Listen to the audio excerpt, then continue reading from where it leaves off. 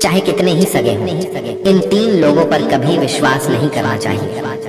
एक समय की बात है, मध्य देश में एक बहुत ही सुंदर नगर था। उस नगर में एक चोर रहता था। वह छोटी मोटी चोरी करके अपने परिवार का पालन पोषण करता था, लेकिन उस चोरी के धन से उसके परिवार का पूरी तरह से खर्च नहीं चलता था। एक दिन उसने सोचा कि पाप तो पाप होता है, चाहे छोटा हो या बड़ा। मैं चाहे छोटी चोरी करूं या बड़ी, रहूंगा तो चोर ही। पकड़े जाने पर दंड तो मुझे उतना ही मिलेगा, तो क्यों ना मैं बड़ी चोरी करूं। ऐसा निश्चय करके उसने उस नगर के राजा के खजाने को लूटने की योजना बनाई। रात होने पर वह राजमहल में घुस गया और किसी तरह जहां राजा का खजाना था वहां पहुंच गया। वहां पहुंचकर उसने देखा कि खजाने पर कई सैनिक पहरा दे रहे थे। सख्त पहरा देखकर चोर को लगा कि उनकी आंखों में धूल झोंकना बहुत कठिन काम है, और सोचने लगा कि यहाँ तो साक्षात काल पहरा दे रहा है। अगर मैंने चोरी करने की कोशिश की तो जीवित नहीं बचूंगा। यह सोचकर चोर उल्टे पांव लौट पड़ा, और लौटते समय उसने सोचा कि खाली हाथ लौटने से तो अच्छा है कि कुछ न कुछ तो यहाँ से ले ही चलो। मेरा यहाँ आना व्यर्थ नहीं होना चाहिए। चोर के दिमाग में विचार आया कि राजा के शयन कक्ष में जाना चाहिए, जहाँ राजा सोता है, और शायद इस समय राजा अपने कपड़े उतार कर सो गया होगा। मैं राजा के राज वस्त्र चुरा कर ले आऊंगा और उन्हें पहनकर आसानी से धन चुराकर यहाँ से निकल जाऊंगा। पहरेदारों को लगेगा कि मैं राजा हूँ, इसलिए वे मेरे रास्ते में नहीं आएंगे और मेरा काम आसान हो जाएगा। ऐसा निश्चय करके चोर राजा के शयन कक्ष के पास पहुंच गया, और उसने धीरे से पर्दा हटाकर देखा तो अंदर का नजारा देखकर आश्चर्यचकित रह गया। उसने देखा कि राजा अपने पलंग पर गहरी नींद में सो रहे हैं, और उनकी रानी अर्धनग्न अवस्था में पलंग पर बैठी हुई है। रानी को जागता हुआ देखकर चोर के हाथ पैर फूल गए, और वह एक तरफ दीवार से सटकर खड़ा हो गया और रानी के सो जाने का इंतजार करने लगा। थोड़ी देर बाद फिर उसने पर्दा हटाकर देखा कि रानी सोई है या नहीं, क्योंकि रानी सो जाए तो राजा के वस्त्र चुराए जाएं। चोर ने देखा कि रानी अभी भी उसी तरह बैठी हुई थी। यह देखकर चोर वहां रखी हुई टेबल पर बैठने लगा। जैसे ही वह टेबल पर बैठा तो उस पर रखी हुई पानी की गिलास नीचे गिर गई। उस आवाज को सुनकर राजा की नींद तो नहीं खुली, परंतु रानी तलवार लेकर बाहर आ गई और तलवार चोर की गर्दन पर रख दी और बोली, कौन है तू और यहाँ किस लिए आया है? सच सच बता, वरना तेरा सिर धड़ से अलग कर दूंगा। चोर डर के मारे पसीने से लथपथ हो गया और हाथ जोड़कर गिड़गिड़ाता हुआ बोला, रानी साहिबा, मेरी जान बख्श दो। मैं एक गरीब चोर हूँ और चोरी करने के उद्देश्य से ही यहाँ आया हूँ। छोटी मोटी चोरी करके अपने परिवार का पालन पोषण करता हूँ। आप मुझे मार दो जी तो मेरे बच्चे अनाथ हो जाएंगे। मैं वचन देता हूँ कि इस बार मुझे छोड़ दो। मैं कभी दोबारा राजमहल की तरफ मुड़कर नहीं देखूंगा। मेरे छोटे छोटे बच्चों पर रहम कर। रानी को उस पर दया आई और उसने कहा, सुनो, मैं तुम्हें एक शर्त पर छोड़ सकती हूँ। मैं इस समय काम से पीड़ित हूँ। यदि तुम मेरे साथ समागम करोगे तो मैं तुम्हें यहाँ से जाने दूंगी, वरना एक ही झटके में तुम्हारा सिर काट दूंगी। रानी की यह अनोखी शर्त सुनकर चोर और भी ज्यादा घबरा गया और कहने लगा, रानी साहिबा, ये आप क्या कह रही हैं? मैं तो एक चोर हूँ और आप इतने बड़े राज्य की महारानी। मेरी क्या औकात है जो मैं आपके साथ ऐसा करूँ? मेरे लिए तो यह सोचना भी बहुत बड़ा पाप है। रानी ने कहा, मैं कुछ नहीं सुनना चाहती। अगर तुम्हें अपनी जान प्यारी है तो मैं जैसा कहती हूँ वैसा ही करो, वरना मरने के लिए तैयार हो जाओ। रानी का ऐसा प्रस्ताव सुनकर चोर की जान हलक में अटक गई और सोचने लगा, आज मैं बहुत बड़ी मुसीबत में फंस गया। यदि मैंने रानी की बात नहीं मानी तो भी मारा जाऊंगा, और मान ली तो भी मारा जाऊंगा। चोर बहुत बड़ी दुविधा में पड़ गया कि क्या करूं। आखिरकार उसने रानी के साथ समागम करने की बात को स्वीकार कर लिया और बोला, रानी साहिबा, मुझे 5 मिनट का समय दे दो। मुझे बहुत जोर से लघु शंका लगी है। पहले मुझे लघु शंका से निवृत्त होने दो, उसके बाद आप जैसा कहोगी मैं वैसा ही करने के लिए तैयार हूँ। रानी ने तुरंत तलवार के इशारे से शौचालय को बता दिया और चोर उसकी तरफ चल पड़ा। रानी वहीं पर खड़ी होकर उसके लौटने की प्रतीक्षा करने लगी। चोर ने इस बीच रानी की नजर से बचकर वहां से भागने की कोशिश की, भागते भागते जब वह द्वार पर पहुंचा तो द्वार पर जो सैनिक था उसने उसे पकड़ लिया और उससे पूछताछ की। चोर डरा हुआ था। उसने सैनिक को सच सच बता दिया कि वह एक चोर है और राजमहल में चोरी करने आया था। लेकिन रानी ने उसे पकड़ लिया और छोड़ने के बदले एक शर्त रखी थी कि वह उसके साथ समागम करे। इसलिए मैं लघु शंका का बहाना बनाकर वहां से भाग आया। इस तरह से चोर गिड़गिड़ाकर सैनिक से उसे छोड़ने का आग्रह करने लगा। सैनिक ने कहा, देख भाई, मैं तुझे एक शर्त पर जाने दे सकता हूँ और शर्त यह है कि तुम्हें पुनः रानी के पास लौट कर जाना होगा और रानी से कहना होगा कि मैं तुम्हारे साथ समागम करने के लिए तैयार हूँ, किंतु उससे पहले तुम्हें अपने हाथ से राजा को मारना होगा। सैनिक की यह शर्त और भी ज्यादा कठिन थी। चोर ने सोचा कि वैसे तो प्राण बच भी सकते थे, परंतु अब नहीं बचेंगे। अगर रानी से यह बात कही तो रानी मेरा सिर काट देगी। अब चोर को चारों तरफ मौत ही मौत दिखाई दे रही थी। मजबूर होकर चोर वापस रानी के पास गया और बोला, रानी साहिबा, मैं आपके साथ संबंध तो बना लूंगा, लेकिन मुझे एक बात का डर है कि उस समय राजा साहब नींद से जागे तो न आप बचेंगी और न मैं। राजा साहब हम दोनों को मार डालेंगे। इसलिए आपको एक काम करना होगा, आप अपने हाथ से राजा का सिर काट दीजिए, फिर हम निडर हो जाएंगे। अगर आप इतना कर सकें तो मुझे आपकी शर्त मंजूर है, वरना मैं आपके हाथों मरना उचित समझूंगा। आप मुझे मार दीजिए। काम के वशीभूत रानी चोर से कहने लगी, ठहरो, ये कौन सी बड़ी बात है, मैं अभी राजा साहब को मौत के घाट उतार देती हूँ। इतना कहकर रानी ने दोनों हाथों से तलवार पकड़ी और सोए हुए अपने पति का सिर काट दिया। जब रानी ने राजा का सिर काट दिया तो सारा कमरा खून से लथपथ हो गया और राजा के खून से रानी भी भीग गई। वह भयानक दृश्य देखकर रानी बेहोश होकर गिर पड़ी और उसी समय चोर वहां से फरार हो गया। सुबह राजमहल में शोर मच गया कि कोई राजा साहब को मार गया, मगर राजा को मारने वाले का कोई पता नहीं चल पा रहा था। सब लोग बड़े आश्चर्य में थे कि राजा को सोते हुए किसी ने मार डाला।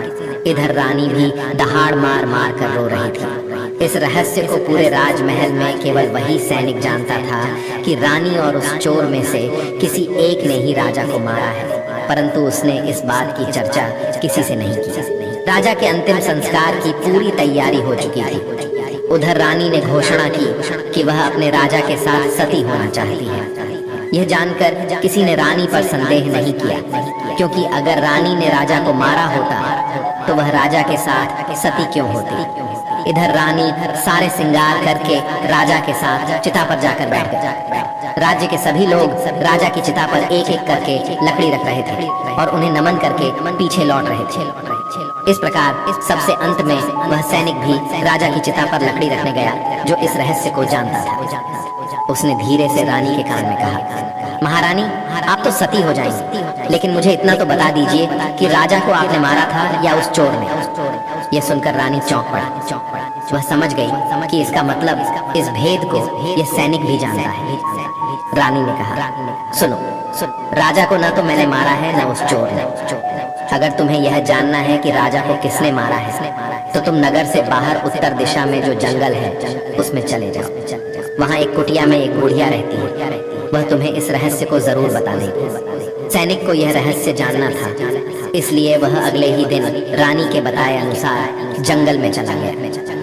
जंगल में पहुंचने पर उसे वह कुटिया दिखाई दी जिसमें वह बुढ़िया रहती थी। सैनिक उस बुढ़िया के पैर पकड़कर बोला, माँ जी, मैं एक रहस्य जानने के लिए आपके पास आया हूँ। राजा साहब की हत्या किसने की, मुझे बताइए। तब बुढ़िया माँ कहती है, बेटा, अगर तुझे यह रहस्य जानना है तो तुझे एक काम करना होगा।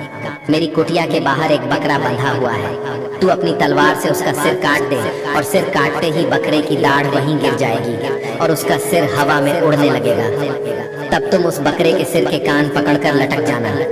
वह बकरे का सिर तुझे जिस जगह पर ले जाएगा वहां पहुंचकर तुझे तेरे सवाल का जवाब मिल जाएगा कि राजा को किसने मारा है। अब सैनिक ने वैसा ही किया। कुटिया के बाहर जो बकरा बंधा हुआ था, सैनिक ने उस बकरे का सिर काट दिया। सिर कटते ही वह हवा में उड़ने लगा। उसने झपट कर बकरे के दोनों कान पकड़ लिए। वह सिर उड़ता हुआ उसे उस भयंकर वन के बीचों बीच ले गया। उस जगह पर एक गुफा बनी हुई थी। उस गुफा के द्वार पर जाकर वह सिर नीचे उतर गया। सैनिक सोचने लगा कि इस जंगल में न तो कोई मनुष्य दिखाई दे रहा है, यहाँ भला कौन मुझे राजा की मौत का रहस्य बताएगा। वह गुफा के द्वार पर खड़ा यही सोच रहा था, और वह गुफा एक राक्षस की थी, जिसमें वह राक्षस और उसकी एक बेटी रहते थे। अब शाम हो गई थी और वह राक्षस अपने भोजन के लिए बाहर गया हुआ था। गुफा के अंदर उसकी बेटी मौजूद थी। इधर जब राक्षस कन्या को किसी मनुष्य की गंध मालूम पड़ी तो वह द्वार पर निकल कर आई। उसने देखा कि एक हटा कटा नौजवान गुफा के द्वार पर खड़ा है। राक्षस कन्या ने सोचा कि अगर मैंने इसे खा लिया तो मेरे एक समय की भूख मिट जाएगी, और अगर मैंने इसे जिंदा रखा तो यह नौजवान मेरे बहुत काम आएगा। राक्षस कन्या ने तुरंत एक सुंदर लड़की का रूप बनाया और उसके सम्मुख पहुंच गई। इतनी सुंदर स्त्री उसने आज तक पहले कभी नहीं देखी थी। वह सैनिक उसे देखते ही उस पर मोहित हो गया। लड़की भी उसे अपनाने के लिए आई थी, इसलिए उसे अपनी गुफा में बुलाकर ले गई और उसके साथ खूब मस्ती की। के आने का समय हुआ तो लड़की ने उसे मक्खी बनाकर दीवार पर चिपका दिया। राक्षस आया और उसने लड़की से पूछा, बेटी, मुझे किसी मनुष्य की गंध मालूम पड़ रही है। मुझे लगता है कि कोई आदमी हमारी गुफा में घुस आया है। तब बेटी बहाना बनाती हुई बोली, पिताजी कैसी बात कर रहे हैं? हमारे होते हुए कौन मनुष्य यहाँ आने की हिम्मत करेगा?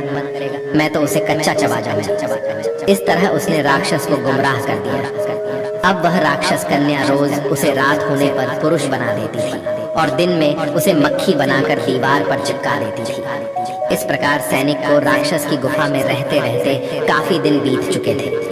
अब उसे अपनी पत्नी और बच्चों की याद आने लगी, परंतु वह राक्षस कन्या के चंगुल से नहीं निकल पा रहा था। एक दिन उसे मौका मिल गया और वह किसी तरह रात में वहां से भाग निकला। भागते भागते कई दिनों के बाद वह अपने नगर पहुंच गया। अपने घर पहुंचकर उसे बहुत खुशी हुई। अपने बच्चों से मिलकर वह बहुत प्रसन्न हुआ। वह सोचने लगा, अच्छा हुआ जो मैं वहां से चला आया, न जाने कब तक वह मुझे मक्खी बनाकर वहां रखती। इस तरह उस सैनिक की अपने घर पर रहते हुए काफी दिन बीत गए। एक दिन उसे फिर उस लड़की की याद आई। अब तो दिन रात वह उसके ख्यालों में खोया रहता। उसकी सुंदरता को याद कर उससे मिलने की इच्छा करता। उसके बिना न खाना अच्छा लगता न पीना। हर समय यही सोचता था कि उससे किस तरह मिलन होगा। सैनिक उस राक्षस कन्या से मिलने के लिए तड़पने लगा और उसने फिर से उसके पास जाने का निश्चय किया। उसने सोचा, पिछली बार तो मुझे उस बुढ़िया ने पहुंचा दिया था, लेकिन अब मैं वहां से भाग कर आया हूँ, इसलिए मुझे रास्ते का भी ज्ञान नहीं है। क्यों न मैं एक बार फिर उस बुढ़िया की सहायता ले लूं। ऐसा सोचकर वह उस बुढ़िया की कुटिया पर पहुंच गया और हाथ जोड़कर बोला, हे माता, एक बार मुझे फिर से उसी स्थान पर भेज दो जहां पर मुझे पहले भेजा था। अब वह सैनिक राजा की हत्या का रहस्य भूल चुका था। वह राक्षस कन्या से मिलने की बेचैनी उसके अंदर बढ़ती जा रही थी। वह बुढ़िया समझ गई कि यह काम के वशीभूत है। उस बुढ़िया ने कहा, बेटा, पहले तो मेरे पास एक बकरा था जिसके कान पकड़कर तुम वहां चले जाते, अब तो वह भी नहीं है। अब मैं तुम्हें कैसे पहुंचाऊं? तब सैनिक ने कहा, हे माता, मैं जीवन भर आपका गुलाम रहूंगा। एक बार उस लड़की से मुझे मिला दो। बुढ़िया ने कहा, बेटा, मैं तुझे मिला तो दूंगी, पर इसके लिए तुझे अपने बेटे को मेरे पास लाना होगा। सैनिक बोला, ये कौन सी बड़ी बात है? इतना कहकर सैनिक अपने बेटे को बुला कर ले आया। बुढ़िया ने कहा, बेटा, जिस तरह तुमने बकरे का सिर काटा था, उसी तरह तुम अपने बेटे का सिर भी काट देना। फिर उसी तरह इसका सिर भी हवा में उड़ने लगेगा। तुम इसका सिर पकड़ लेना और यह तुम्हें उसी स्थान पर पहुंचा देगा। काम के वशीभूत वह सैनिक अपने बेटे का सिर काटने के लिए तैयार हो गया। जैसे ही उसने तलवार लेकर बेटे का सिर काटना चाहा, तब उस बुढ़िया ने उसका हाथ पकड़ लिया और कहने लगी, ठहरो, यही तुम्हारे प्रश्न का जवाब है। चाहे कितने ही सगे हों, इन तीन पर कभी भी विश्वास नहीं करना चाहिए। पहला, राजा को न चोर ने मारा था और न रानी ने। राजा को हवस ने मारा था। जिस तरह काम वासना में अंधा होकर तुम अपने बेटे को मारने के लिए तैयार हो गए, इसी हवस के वशीभूत होकर मनुष्य अंधा हो जाता है और गलत से गलत काम भी कर जाता है। दूसरा, धन के लालच में आकर कोई भी किसी को मार डालता है। और तीसरा, क्रोधी व्यक्ति क्रोध में अंधा होकर सब कुछ भूल जाता है और वह सब कर डालता है जिससे जीवन भर उसे पछताना पड़ता है। क्रोध में उसकी बुद्धि विवेकहीन हो जाती है और वह अपना पराया कुछ नहीं देख पाता। इन तीनों से हमेशा बचकर रहना चाहिए, अन्यथा जीवन भर पछताना पड़ता है। मित्रों, आशा करते हैं कि आपको हमारा यह सुनाई गई कथा अच्छी लगी होगी। अगर आपको यह कथा अच्छी लगी तो प्लीज वीडियो को लाइक करें और चैनल को भी सब्सक्राइब करें। और लास्ट तक कथा सुनने के लिए आपका धन्यवाद।